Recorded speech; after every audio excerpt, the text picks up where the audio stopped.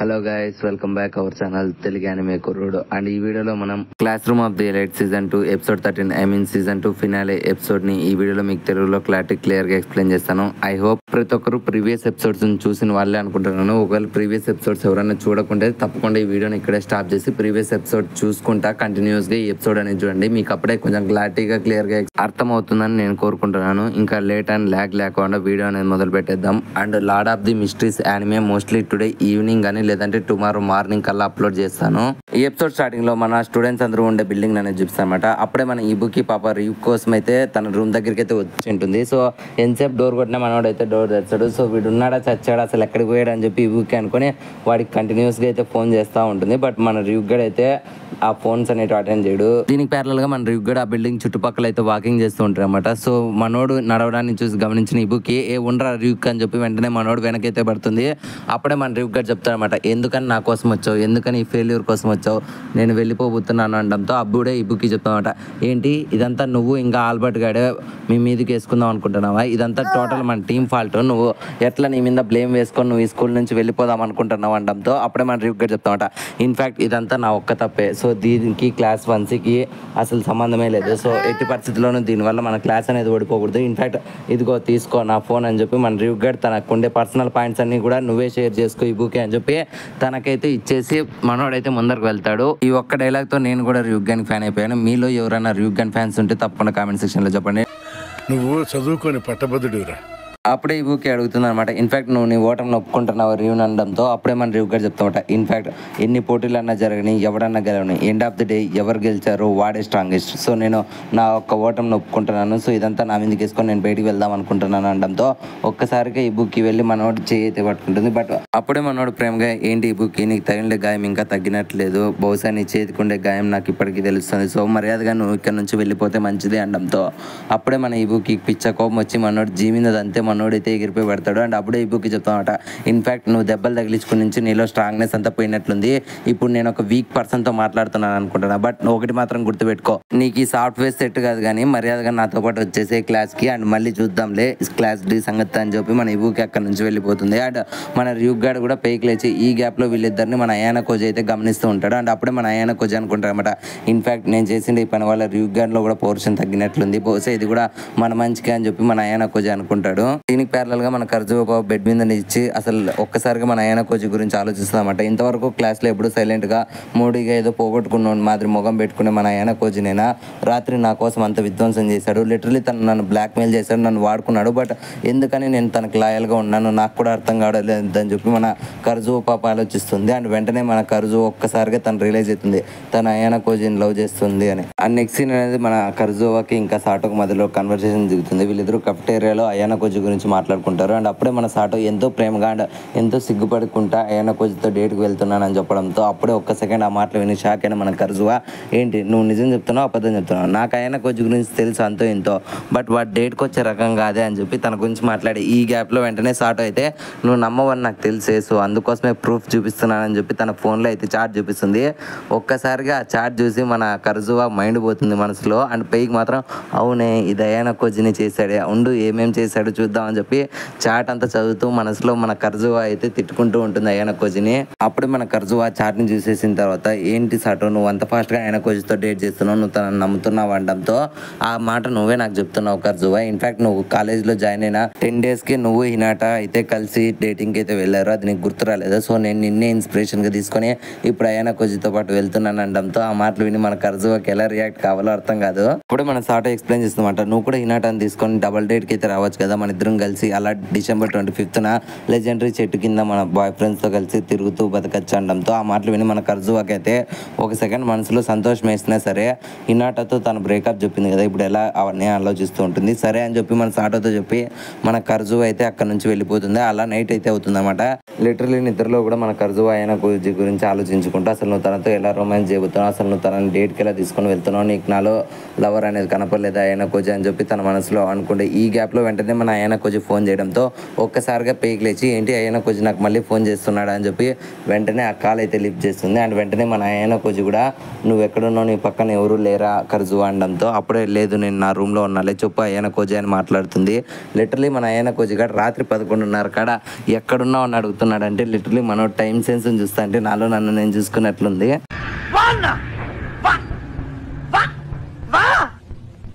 అప్పుడే మన ఆయన కోజీ కర్జువతో అడుగుతామట నీకు అబ్బాయిలు ఎటువంటి గుణాలంటే ఇష్టం అని అడగడంతో ఒక్కసారిగా పాయింట్ తెలుసుకున్న మన కర్జు అయితే నువ్వు సాటో గురించి అయితే అడుగుదాం అనుకుంటున్నావు కదా. లిటరలీ నాకు తనకి చాలా క్వాలిటీస్ డిఫరెంట్ గా ఉన్నాయి. సో తనకి ఏమి ఇష్టమో నాకు తెలియదు అనడంతో ఒక్కసారిగా మన ఆయన కోజీకి మండి సరేలే అని చెప్పి వెంటనే ఫోన్ అయితే కట్ చేస్తాడు. దెబ్బకి మన కర్జువాకి మైండ్ దాక్కయ్యి అరే అయ్యన కోజీ 1 సెకండ్ అని చెప్పి లోపల ఫోన్ కట్ చేస్తాడు. ఒక్కసారిగా కోపం తెచ్చుకొని స్టూపిడ్ అయ్యన కోజీ అసలు వీటి చెత్తనాకుడు కమ్మేలతో మాట్లాడేదే రాదు, సరేలే చూద్దాంలే ఈ డబల్ డేట్ సంగతి అని చెప్పి మన కర్జువా అనుకుంటుంది. అండ్ నెక్స్ట్ సీన్ అయితే నెక్స్ట్ డే షిఫ్ట్ అవుతుంది. లిటరలీ మన ఆయన కొంచెం ఈసారి హొరికితతో మాట్లాడతానమాట. ఏమన్నా పులిహోర కలపడానికి వచ్చాడు అనుకుంటే లేదాడ ఇంతకు ముందర వాళ్ళ బ్రదర్ తో 2 డీల్స్ అయితే చేసుకుంటాడు. ఒకటి క్లాస్ 1Dకి 1 వీక్ రీచ్ తీసుకొని వెళ్ళడంతో వాడి హెల్పింగ్ అయితే ఉండదని ఒక ప్రామిస్. అండ్ రెండోది వాళ్ళ సిస్టర్ని అయితే స్టూడెంట్ కౌన్సిల్లో చేర్పిస్తానని చెప్పి మన ఆయన కొంచెం ప్రామిస్ చేసింటారన్నమాట. సో ఇప్పుడు హొరికితను ఒప్పించడానికి అయితే వచ్చింటాడు. సో ఒక్కసారిగా ఆ మాటలు విని మన హొరికితకి పిచ్చ కోపం అయితే వస్తుంది. బట్ వెంటనే మన ఆయన కొంచెం ఏం పర్లేదు నువ్వు దాంట్లో జాయిన్ అయితే నీకే ఇంకా మంచి అడ్వాంటేజెస్ ఉన్నాయి, మన క్లాస్ 1D 1 వీక్ రీచ్ అవుతుందని చెప్పి తనకైతే కొన్ని మాయ మాటలు చెప్పేసి మనోడైతే మనాబుకి అయితే ఫోన్ చేస్తాడు. ఫస్ట్ మన హొరికిత హలో ఇది నేనే అనడంతో వెంటనే మనాబు చెప్తామంట నువ్వే అంటే ఎవరు ఆ అమ్మాయి ఎవరు అనడంతో నేనే సుజు నేనే అని చెప్తుంది. అండ్ ఒక్కసారిగా వాళ్ళ బ్రదర్ ఓ అయితే అయ్యాన కోజీ దగ్గర నుంచి నువ్వు ఫోన్ తీసుకొని మాట్లాడుతున్నావు అనడంతో అవునని చెప్పి మన హొరికిత చెప్తుంది. అండ్ వెంటనే నాకు ఈ స్టూడెంట్స్ కౌన్సిల్ కింద పనిచేయడం అంటే ఇష్టం లేదు, లిటరలీ నాకైతే ఆ ఆఫర్ అవసరం లేదని చెప్పి ఆ ఆఫర్ని అయితే మన హొరికిత రిజెక్ట్ చేస్తుంది. సో ఈ పిచ్చిది ఎంత చెప్పినా కూడా మాటిందని చెప్పి మన ఆయన కోజీ అయితే అక్కడ నుంచి బయలుదేరదాం అనుకుంటాడు. అండ్ వెంటనే హొరికిత చెప్తామట నువ్వు ఎన్నిసార్లు ఎన్ని మాయ మాటలు చెప్పినా నా డిసిజన్ అయితే ఇదే ఆయన కోజీ, నేను స్టూడెంట్ కౌన్సిల్లో జాయిన్ కాను అని చెప్తుంది. ఇంకా మన ఆయన కోజీ కూడా అక్కడ నుంచి వెళ్ళిపోతాడు. అండ్ హొరికిత కూడా సైలెంట్గా ఉంటుంది. అండ్ దూరం నుంచి వీళ్ళిద్దరిని అయితే మన పొట్టిదైన కోషిడా పాప చూస్తూ ఉంటుంది అనమాట. సో వీళ్ళిద్దరిని ఇలా చూస్తున్న మన పొట్టిదైన కోషిడా పాప వీళ్ళిద్దరికి అయితే మేరీ క్రిస్మస్ అని చెప్పి నవ్వుతుంది అనమాట. బట్ వెంటనే చంద్రముఖి బయటికి రావడంతో ఒక్కసారిగా మన ఆయన కోజీ వైపు అయితే కోపంగా చూస్తుంది అనమాట. అండ్ అలాగే ఆ రోజు ఈవినింగ్ అయితే అవుతుంది అనమాట. లిటరలీ పార్క్ లో చోట మన ఆయన కోజీ కూర్చొని ఉంటే అప్పుడే మన దగ్గరికి అయితే రివ్యూ గడ్ వస్తాడు. సో మన రివ్యూ గడ్ చూసిన మన ఆయన కోజీ ఏరే ఇక్కడికి వచ్చావడంతో నేను నీతో జస్ట్ మాట్లాడడానికి వచ్చాను అనడంతో అప్పుడే మన ఆయన కోజీ మాట్లాడడానికి అయితే పర్లేదని చెప్పి తనని ఇన్వైట్ చేస్తాడు. అండ్ వీళ్ళిద్దరూ మాట్లాడుకుంటారు అనమాట.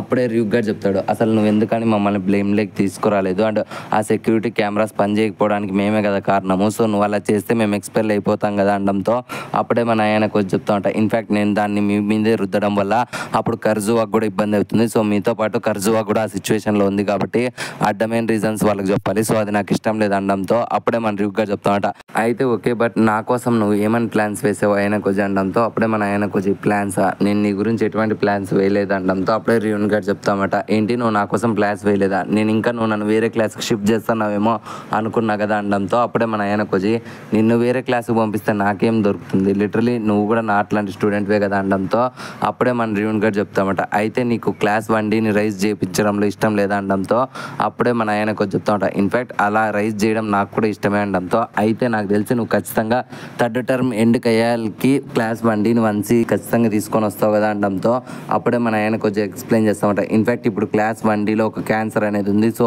నేను ప్రతిసారి ఆ క్యాన్సర్ని అయితే ట్రీట్మెంట్ చేస్తున్నా కానీ క్యాన్సర్ అయితే అంతం కాకుండా ఉంది, సో నేను ఖచ్చితంగా క్యాన్సర్కి క్యూర్ చేసిన తర్వాతే క్లాస్ 1Dని అయితే పైకి రైజ్ చేస్తాను అనడంతో అప్పుడే మన రివ్యూన్ గారు చెప్తాంట అయితే నువ్వు ఆ క్యాన్సర్ గురించి ఏమని ఆలోచిస్తున్నావు అనడంతో అప్పుడే మన ఆయన కొంచెం చెప్తాంట ఇన్ఫ్యాక్ట్ నేను ఆ క్యాన్సర్ కూషిడాని అయితే ఈ స్కూల్ నుంచి ఎక్స్ప్లెయిన్ చేయాలి అనుకుంటున్నాను అనడంతో ఆ మాటలు విని రివ్యూ గారు షాక్ అయ్యి ఏంటి మీ క్లాస్లో ట్రేటర్ కూషిడాని అని చెప్పి నీకు ముందు నుంచినే తెలుసా అనడంతో అవునని చెప్పి మన ఆయన కొంచెం చెప్తాడు. లిటరలీ ఆ మాటలు విని మన రివ్యూన్ గారికి అయితే మైండ్ దొబ్బుతుంది.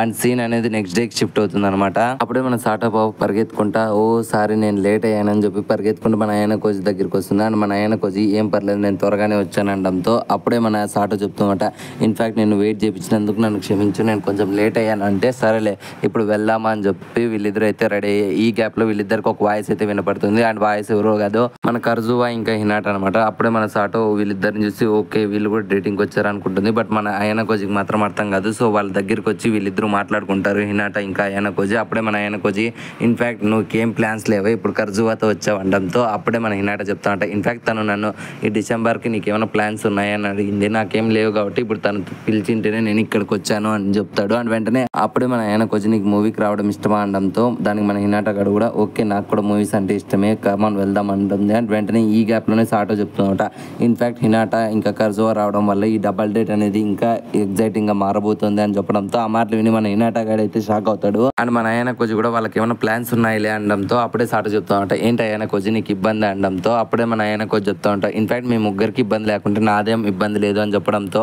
వీళ్ళ నలుగురు అయితే డబల్ డేట్కి వెళ్తారు. సో వీళ్ళు అలా మూవీ ఎంతో బాగా ఎంజాయ్ చేస్తూ ఉంటారు అనమాట. లిటరలీ ముగ్గురు ఎంతో సంతోషంగా ఆ మూవీని ఎంజాయ్ చేస్తూ ఉంటే మాత్రం మన అయానా కోజి ఒక బొమ్మలాగా ఆ మూవీని చూస్తూ ఉంటాడు. ఎలాగోలా కష్టపడి మూవీ అయితే కంప్లీట్ అయిపోయిన తర్వాత వీళ్ళైతే కెఫ్టేరియాకి లంచ్ చేయడానికి అయితే వెళ్తారు. బట్ అప్పుడే వీళ్ళకి ఎదురయ్యే ఒక ట్విస్ట్ ఏంటంటే ఆల్రెడీ ఈ కెఫ్టేరియాలో 4 సీట్స్ అనేవి బుక్ అయిపోయింటాయి అనమాట. సో అది చూసి మన అయానా కోజి ఫిక్స్ అయిపోతాడు అనమాట. వీళ్ళు ఆల్రెడీ ఇది ప్లాన్ చేసుకొని ఉన్నారనడంతో అప్పుడే కర్జువాని పక్కన పిలిచి మన అయానా కోజి చెప్తా ఉంటా ఏంటి నువ్వు ఆల్రెడీ ఇది ప్లాన్ చేసావా, నేను సాటోతో డేటింగ్ వస్తుండే విషయం నీకు తెలుసా అనడంతో అప్పుడే కర్జువాన్ అవి అవును నాకు తెలుసు మేము ఇదంతా ప్లాన్ చేసాము నీకేమైనా ఇబ్బందిగా ఉందా అంటే దానికి మన అయానా కోజి పెట్టావు కదే ఫిట్టింగ్ అనుకొని సర్లే పోదాం పదా అని చెప్పి వీళ్ళు నలుగురు అయితే కూర్చుంటారు. అండ్ అప్పుడే సాటో చెప్తున్నమాట ఇన్ఫాక్ట్ అయానా కోజి నేను ఈ గ్రాడ్యుయేషన్ అయిపోయిన తర్వాత నేనైతే ఫ్యాషన్ డిజైనింగ్ వైపు అయితే వెళ్దాం అనుకుంటున్నాను. సో నువ్వు కూడా ఎక్కడికి వెళ్తావు అనడంతో అప్పుడే మన అయానా కోజి నా గ్రాడ్యుయేషన్ అయిపోయిన తర్వాత నేను హైయర్ స్టడీస్ కోసం అయితే యూనివర్సిటీకి వెళ్దాం అనుకుంటున్నాను అనడంతో ఒక్కసారిగా ఆ మాటలు విని మన కర్జువా అయితే షాక్ అవుతుంది. బికాజ్ అయానా కోజి యూనివర్సిటీకి వెళ్ళిపోతే వీళ్ళిద్దరి మధ్యలో దూరం అయితే పెరిగిపోతుంది కదా. సో అందుకోసమే అలా అయితే ఈవినింగ్ అయితే గడుస్తుంది. సో వాళ్ళిద్దరూ అయితే జంటగా వెళ్ళిపోతారు. అండ్ మన సాటో ఇంకా అయానా కోజి కూడా అలా నడుచుకుంటూ వెళ్తూ ఉంటారు. అండ్ కొద్ది దూరం వెళ్ళిన తర్వాత మన అయానా కోజి నాకు ఈరోజు ఎంతో సంతోషంగా గడిచింది అనడంతో అప్పుడే సాటో వెనక్కి తిరిగి ఏంటి అయానా కోజి లిటరల్లీ నీకు ఈరోజు సంతోషంగా గడిచిందా బట్ ఒక్కసారి కూడా నువ్వు నవ్వడం నేను చూడలేదు కదా అనడంతో అప్పుడే మన అయానా కోజి తనకు ఎక్స్ప్లెయిన్ చేస్తామంట ఇన్ఫాక్ట్ నేను స్మైల్కి అన్వర్తి పర్సన్ అనుకుంటా సాటో నా ముఖంలో నవ్వు అనేది ఎవరికి కనపడదు ఇన్ఫాక్ట్ నేను ఎంతవరకు నవ్విండే చూసుకోలేదు అనడంతో సాటో ఇంకా ఎమోషనల్ అయిపోయి అయానా కోజి నీకు నా బాయ్ ఫ్రెండ్గా ఉండడంలో ఇష్టం ఉందా లేదా అనడంతో ఆ మాటలకు మన అయానా కోజి జస్ట్ సింపుల్ ఆన్సర్ నాకు ఇష్టం లేదని చెప్తాడు. ఆ మాటలు విని సాటో సాక్ అయ్యే లోపలే మన అయానా కోజి అయితే ఎక్స్ప్లెయిన్ చేస్తామంట in fact boy friend girl friend మధ్యన ఒక ఎఫెక్షన్ అయితే ఉంటుంది. సో సాటో నాకు నీ మీద ఎటువంటి ఎఫెక్షన్ లేదు అనడంతో ఒక్కసారిగా అంత గుండెరాతి మాటలు విన్న తర్వాత సాటో ఎంత బాధపడుకుంటా అయానా కోజి నన్ను వదిలేసి ఇక్కడ నుంచి నేను వెళ్ళిపోతానని చెప్పి తను ఏడ్చుకుంటూ అక్కడ నుంచి పరిగెత్తుంది. అండ్ వెంటనే మన అయానా కోజి కూడా ఇదంతా నువ్వు వింటున్నావు అని నాకు తెలుసు మర్యాదగా లేచి వస్తే బెటర్ అని చెప్పి అయితే కర్జువా అని పిలుస్తాడు. లిటరలీ కర్జువా వెళ్ళిపోయినట్లే వెళ్ళిపోయి వీళ్ళని అయితే ఫాలో చేస్తూ వచ్చింటుంది అనమాట. అండ్ కొద్దిసేపు తర్వాత మన అయానా కోజి ఇంకా కర్జువా అలా నడుచుకుంటూ మాట్లాడుతూ ఉంటారు. అలా వీళ్ళిద్దరూ ఒక డెస్క్ దగ్గర కూర్చొని మాట్లాడుతుండగా అప్పుడే కర్జువా అడుగుతుంది అనమాట నువ్వు అంతా త్వరగా సాటోకి బ్రేకప్ చెప్తావు నేను అనుకోలేదు అనడంతో అప్పుడే మన అయానా కోజి చెప్తా ఉంటా ఇన్ఫాక్ట్ నాకు ఎవరి మీద ఎఫెక్షన్ లేదు అండ్ ఎప్పటికీ రాదు అనడంతో ఒక్కసారిగా ఆ మాటలు విని మన కర్జువా ఏంటి నీకు ఎవరి మీద ఎఫెక్షన్ లేదా అనడంతో ఆ మాటలు విని మన అయానా కోజి తన వైపు అయితే చూస్తాడు. సరేలే అని చెప్పి వెంటనే మన కర్జువా పైకి లేచి ఇక్కడ సో అనేది చాలా గట్టిగా పడుతుంది. ఓ షెట్ నేను ఒక విషయం చెప్పడం మర్చిపోయాను నీకు ఎటువంటి ప్రెజెంటేషన్స్ ఈ క్రిస్మస్కి రాలేదు కదా సో నేను అది గమనించాను అండ్ నేను ఇది నీ కోసమే తీసుకొని వచ్చానని చెప్పి ఒక పార్సల్ని అయితే మన అయానా కోజికి అయితే ఇస్తుంది. సో అది తీసుకున్న మన అయానా కోజి కూడా వెంటనే కర్జువాకి అయితే ఒక పార్సల్ అనేది ఇస్తాడు. సో ఆ పార్సల్ని చూసి కర్జువా అయితే షాక్ అవుతుంది లిటరలీ ఎందుకంటే అందులో మెడిసిన్స్ ఉంటాయన్నమాట. సో అది చూసి కర్జువా ఏంటి నువ్వు నాకు మెడిసిన్స్ ఇస్తున్నావు అనడంతో అప్పుడే మన అయానా కోజి చెప్తా ఉంటా ఇన్ఫాక్ట్ మొన్న జరిగిండే నీకు ఆ సిచ్యువేషన్ అప్పుడు నాకు తెలిసి నీకు జలుబు పరిచయం అనేది తగిలింటుంది అనుకున్నాను బట్ నువ్వు ఎంతో స్ట్రాంగ్ పర్సన్ ఏంటో నీకు ఒకవేళ నీకు ఆ మెడిసిన్ సిస్టమ్ లేకుంటే మనం రిటర్న్ బ్యాక్ ఇస్తే మనకు పాయింట్స్ అనేవి తిరిగిస్తారులే అనడంతో సర్లే మన ఇద్దరం కలిసి వెళ్దాంలే అని చెప్పి వీళ్ళిద్దరూ అలా నడుచుకుంటూ వెళ్తారు. అప్పుడే మన కర్జువా అనుకుంటుంది అనమాట తన మనసులో ఇన్ఫాక్ట్ తను ఎవరి మీద ఎఫెక్షన్ చూపించకపోవచ్చు బట్ నా మీద అయితే వర్రీడ్గా ఉన్నాడు సో నాకేం జరగకూడదు అని చెప్పి అయానా కోజి అనుకుంటున్నాడు అని తన మనసులో ఎంతో సంబరపడి మురిసిపోతూ ఉంటుంది అనమాట. సో అలా నడుచుకుంటూ ఉండే ఈ గ్యాప్లో వెంటనే మన అయానా కోజి తన యొక్క ట్రూ ప్లాన్ అనేది మనకు రివీల్ చేస్తారు.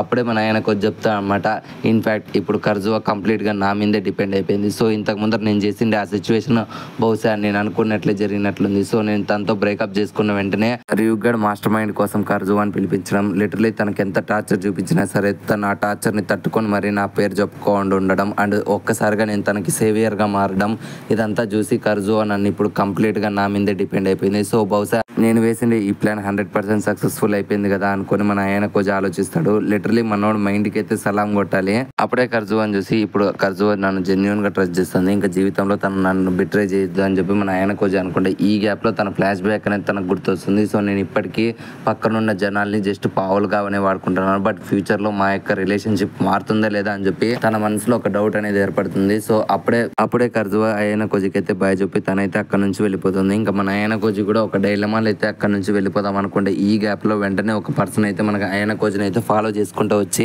హాయ్ ఆయన కోజి, బహుశా మనం ఇది కలవడం రెండోసారో మూడోసారో, బట్ నేను ఇప్పటి వరకు నిన్ను ఒక జీనియస్ గా చూడలేదు, ఫాల్స్ జీనియస్ గానే చూస్తున్నా కదా అనడంతో వెంటనే మన ఆయన కోజి ఎవరబ్బా అని వెనక్కి తిరిగి చూస్తే అక్కడ ఉండేది ఎవరో కాదు, ఫస్ట్ ఇయర్ సకైనాగి అనమాట. సో తను మన ఆయన కోజితో చెప్తున్నమాట, ఇన్ఫాక్ట్ ఆ వైట్ రూమ్ లో నువ్వు చేసిండే అక్రమాలు అండ్ ప్రతి ఒక్కటి నాకు తెలుసు, నువ్వేమనుకుంటున్నావు ఆయన కోజి, నేను వాటిని రివీల్ చేస్తాను అనుకుంటున్నావా చేయను అనుకుంటున్నావా అనడంతో వెంటనే మన ఆయన కోజి తన వైపు అయితే కోపంగా చూస్తాడు.